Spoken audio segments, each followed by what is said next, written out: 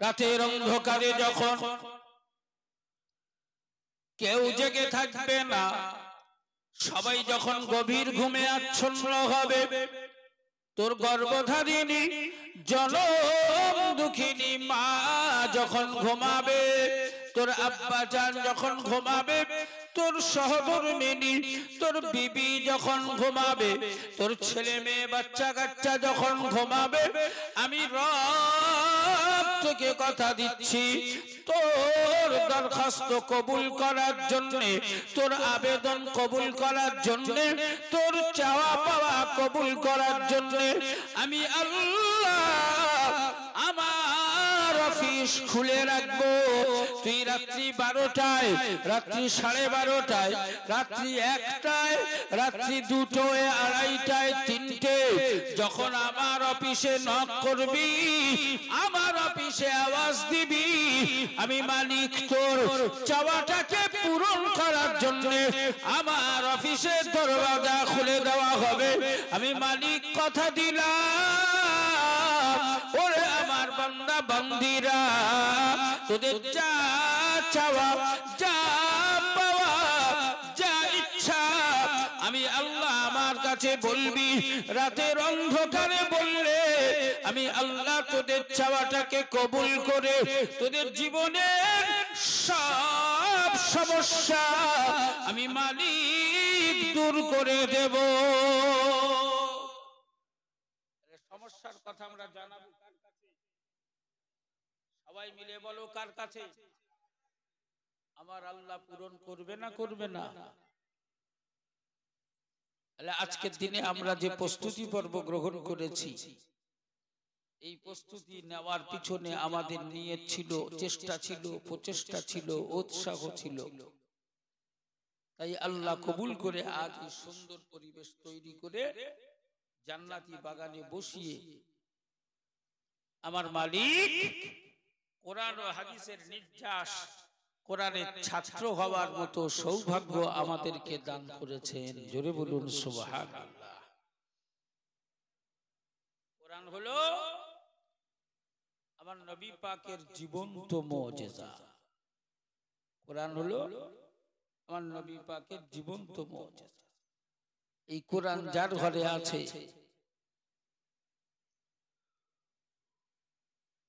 কোরআন যার বাড়িতে আছে, তার বাড়িতে আমার রাসূলুল্লাহর রূহানি নজর আমার আল্লাহ পৌঁছে দিয়েছে। জোরে বলুন সুবহানাল্লাহ।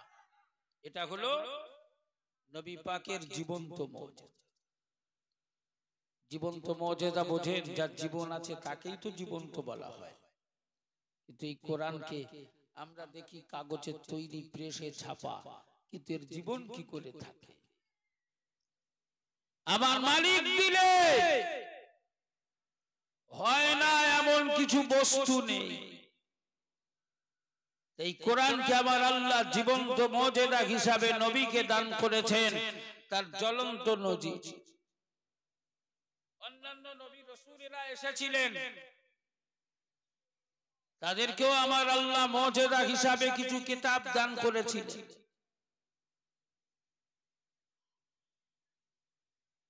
মুসা নবীকে আল্লাহ দিয়েছিলেন তাওরাত, ঈসা নবীকে আল্লাহ দিয়েছিলেন ইনজিল, দাউদ নবীকে আল্লাহ দিয়েছিলেন জাবুর। না তাওরাত আছে, না ইনজিল আছে, না জাবুর আছে, না মুসা আছে, না ঈসা আছে, না দাউদ আছে। নবীরাও শেষ হয়েছে, তাদের কিতাবও শেষ হয়ে গেছে, কিন্তু আবার রাসূলুল্লাহকে আল্লাহ দিলেন মহামূল্যবান গ্রন্থ পবিত্র কোরআন। নবী নেই, আল্লাহর কোরআন নবীর মুজিজা আমাদের কাছে বেঁচে আছে। জোরে বলুন সুবহানাল্লাহ। জোরে বলা যাবে না?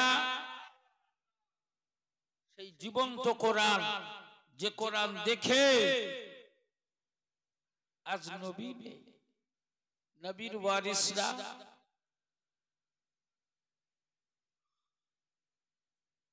আল উলামাউ ওয়ারাসাতুল আম্বিয়া, আলেমরা হলো নবীর ওয়ারিস। নবী নেই, নবীর ওয়ারিস আছে। নবীর উপরে নাজিল হওয়া জীবন্ত কোরআন আছে, জীবন্ত মুজিজা আছে। তাই আজও পৃথিবীর বিভিন্ন প্রান্ত থেকে আল্লাহর কোরআন পড়ে, আল্লাহর কোরআন শুনে, আল্লাহর কোরআন দেখে, আল্লাহর কোরআনের সাথে সম্পর্ক করে আজও সমুদ্রের ঢেউয়ের মতো প্রতিদিন হাজার হাজার হাজার হাজার বেঈমান, হাজার হাজার মুশরিক মুনাফিকরা তারা ঈমানের কলেমা পড়ে মুসলমান হচ্ছে। জোরে বলুন সুবহানাল্লাহ। জোরে বলতে পারলে না? তাই জীবন্ত কোরআন দেখে আজও মুসলমান হচ্ছে। আল্লাহ এই মুসলমানদের এমন একটি সবাই আল্লাহ হাজির করাবেন যেদিন গোটা পৃথিবী মুসলমানদের নিয়ন্ত্রণে আসবে। গোটা পৃথিবীর পরিচালনার হাত আল্লাহ মুসলমানের হাতে পৌঁছে দেবেন। গোটা পৃথিবী পরিচালনা করবে মুসলমানেরা। কারণ নবীর জীবন্ত মুজিজা, এটা হলো কোরআনের মুজিজা, কোরআনের বরকত। জোরে বলুন সুবহানাল্লাহ। আমাদের ঘরে কোরআন আছে, কিন্তু কোরআনের খেদমত নেই। এজন্য আমাদেরকে একটু কোরআনের খেদমত করতে হবে। কোরআনের বরকত আর ফজিলত, গুরুত্বপূর্ণ বরকত আর ফজিলত নেওয়ার জন্য কোরআনের সাথে আমাদের সম্পর্ক তৈরি করতে হবে। তাহলেই আমার আল্লাহ কোরআনের ওসিলায় আমাদের ঘরগুলো আলো করে, আমাদের অর্থে কামাইতে, আমাদের সম্পদে, আমাদের রেজেকে রুজিতে আল্লাহ বরকত নসিব করে দেবে। জোরে বলুন সুবহানাল্লাহ। এই সকলে সেই বরকতের আশায় একটু প্রাণ ভরে তাকবীর দাও। নারায়ে তাকবীর। এই ছেলেরা সবাই মিলে বলো নারায়ে তাকবীর, নারায়ে তাকবীর।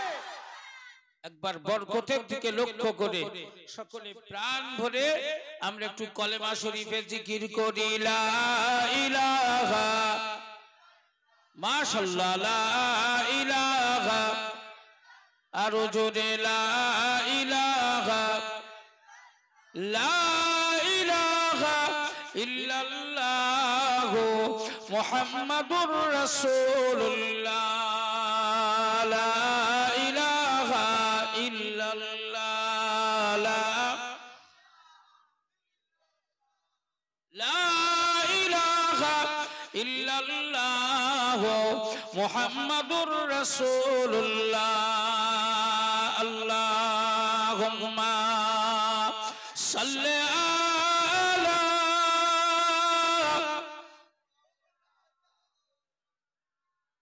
ওয়া আলা আলি সাইয়্যিদিনা।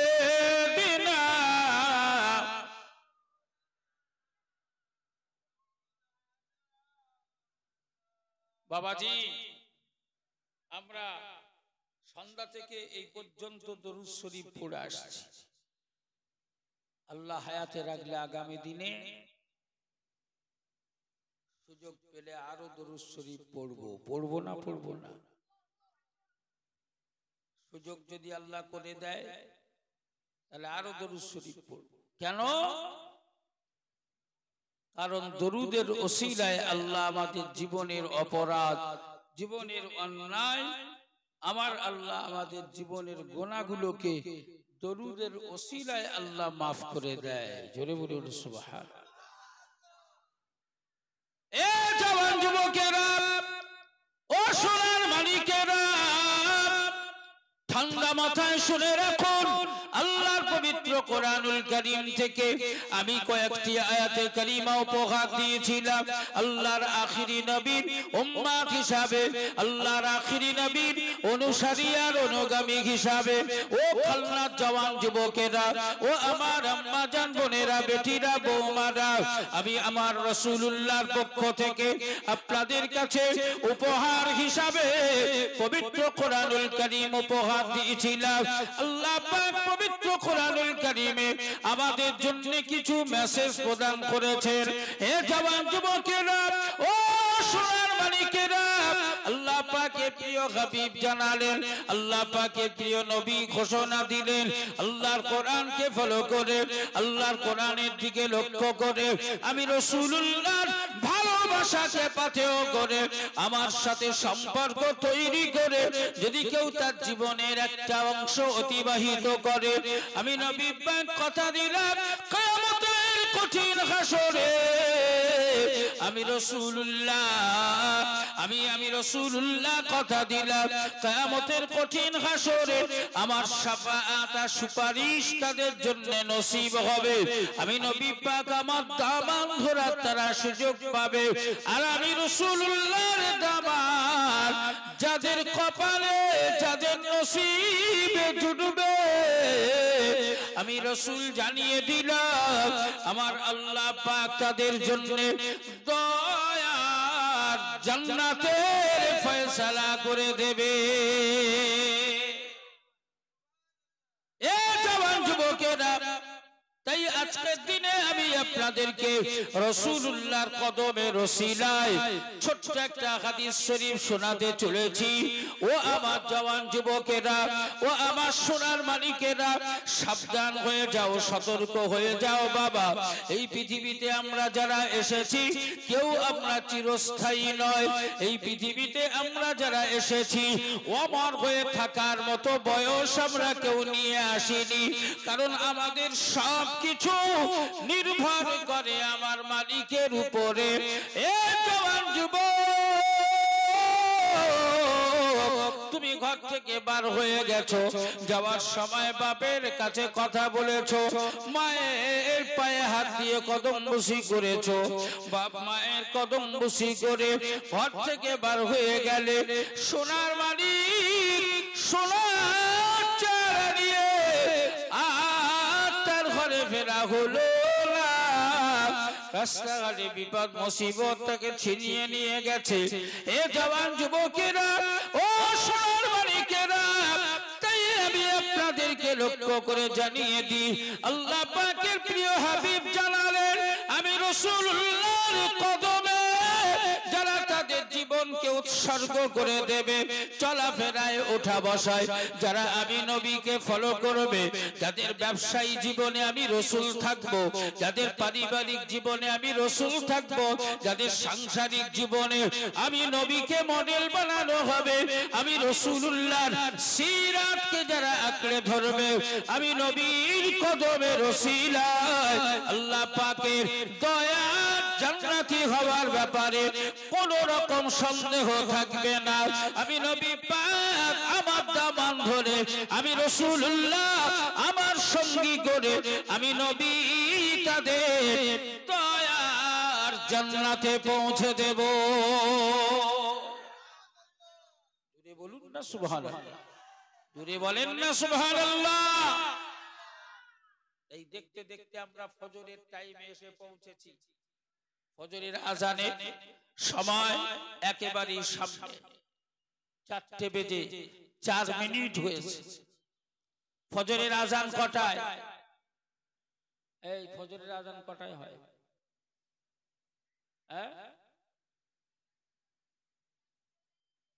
4:00। তুই নামাজ পড়তে যাস?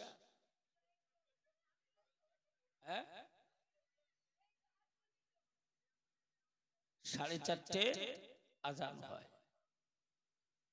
4:30 আজান হয়।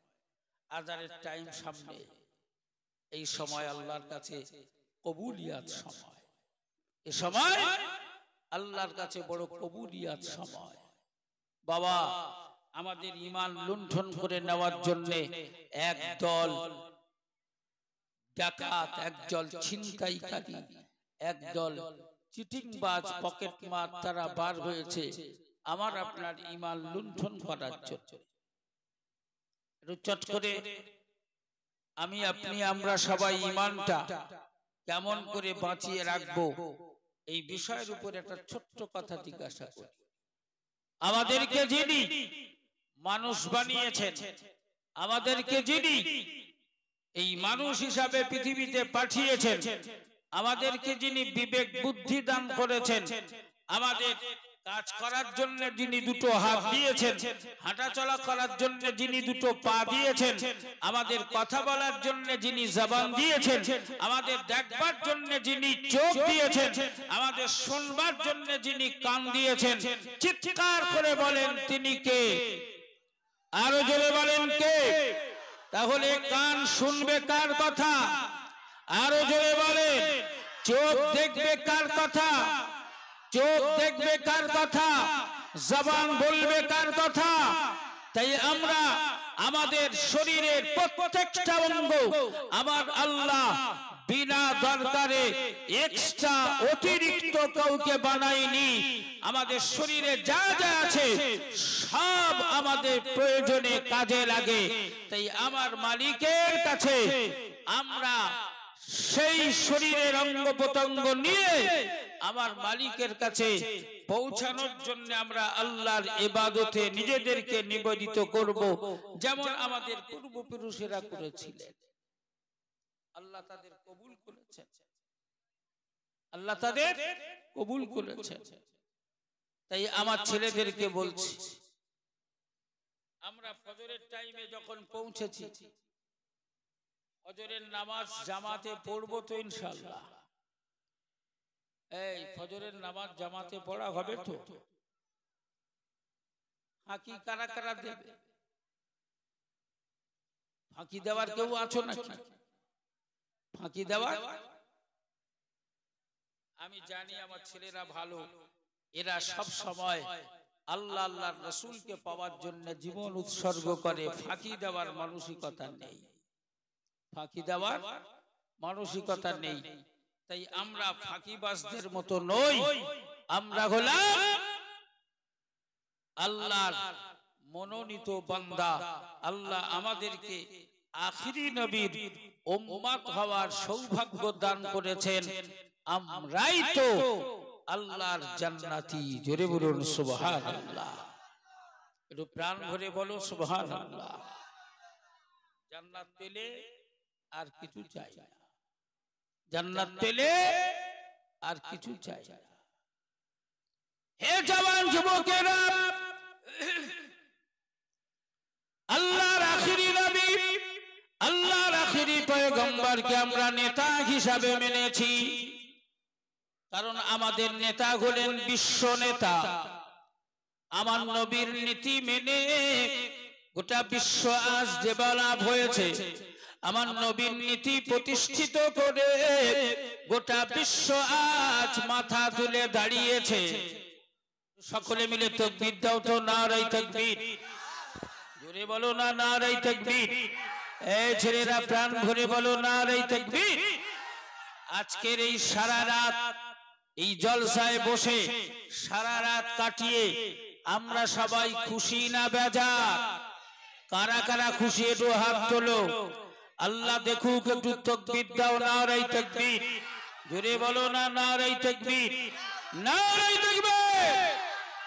আগামী বছরে আবার এই বাঁধের ধারে জলসা হবে না হবে না?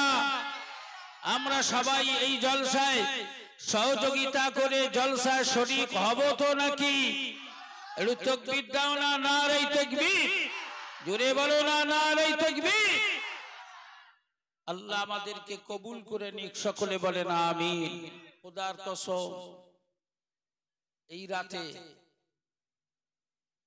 আল্লাহ আমাদেরকে লক্ষ লক্ষ কোটি কোটি গুনাহ থেকে যেমন হেফাজত করেছেন, ঠিক তেমনি কোটি কোটি নেকির মালিক বানিয়ে দিয়েছেন। জোরে বলুন সুবহানাল্লাহ। হে যুবক ছেলেরা, ও বাবারা, মাহারা, বাচ্চারা, আজ আমার সোনার মানিকেরা অনেকেই আছে যাদের বাপের কবরে 3 মুঠো করে মাটি দিয়ে এসেছে, বাবারা বাচ্চারা আজ বাপের কথা শুনলেই চোখ দিয়ে পানি ঝরায়, চোখের পানি ঠেকানো যায় না, বাদ মানে না। বাপের কবরে মাটি দিয়ে এসেছে। ও বাপ হারা ছেলেরা, ঠান্ডা মাথায় শুনে রাখো, সারা রাত তুমি যে জলসায় বসে আছো, সারা রাত কোরআনের কথা শোনো, হাদিস শরীফের কথা শোনো, মাঝে মাঝে সুবহানাল্লাহ আলহামদুলিল্লাহ পড়ো, মাঝে মাঝে আমার নবীর নামে দরুদ পড়ো। আমার আল্লাহ পাক এই পবিত্র আর বরকতি রাত ওই বাচ্চার বসে থাকা, দরুদ পড়া, সুবহানাল্লাহ আলহামদুলিল্লাহ পড়া, কলেমা শরীফ পড়ার ওসিলায় আমার আল্লাহ পাক তার আব্বা জান, আম্মা জান, দাদু দাদিমাদের কবরের আযাব মাফ করে দিয়েছে। বাপ মা কবরের জমিন থেকে বাচ্চাদের জন্য রুহানি দোয়া চাইতে লেগেছে। আমার আল্লাহ পাক কবুল করে ওই বাপের দোয়াকে কবুল করে বাচ্চার ঘরে রহমত আর বরকত নসিব করে দেবে।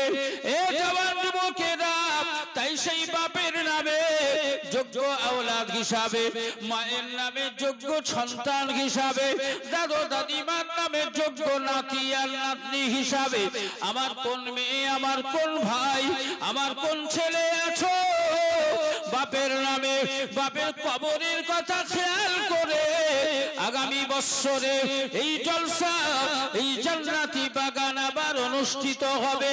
তাই বাপের নামে আজ কোন যোগ্য সন্তান আছো, আগামী বছরে জান্নাতি সদস্য পদ গ্রহণ করার জন্য, জান্নাতি সদস্য হওয়ার জন্য আজ 1 বছর হাতে সবাই, ও দোকানদার, ও মাস্টার, ও চাকরিজীবী, ও কৃষিজীবী, ও ডেলি প্যাসেঞ্জার, ও পরিযায়ী শ্রমিক, আজ থেকে নিয়ত করে নিতে পারো আগামী 1 বছরের ভেতরে আমার আল্লাহ পাক আপনার সংসার, আল্লাহ পাক আপনার সংসারটাকে হালাল রিজিকে আর রুজিতে ভরিয়ে দিয়ে আপনার বাপ আর মায়ের কবরটাকে জান্নাতের বাগান বানিয়ে ওই বাচ্চার সংসারে জান্নাতি সুখ আল্লাহ নসিব করে দেবে।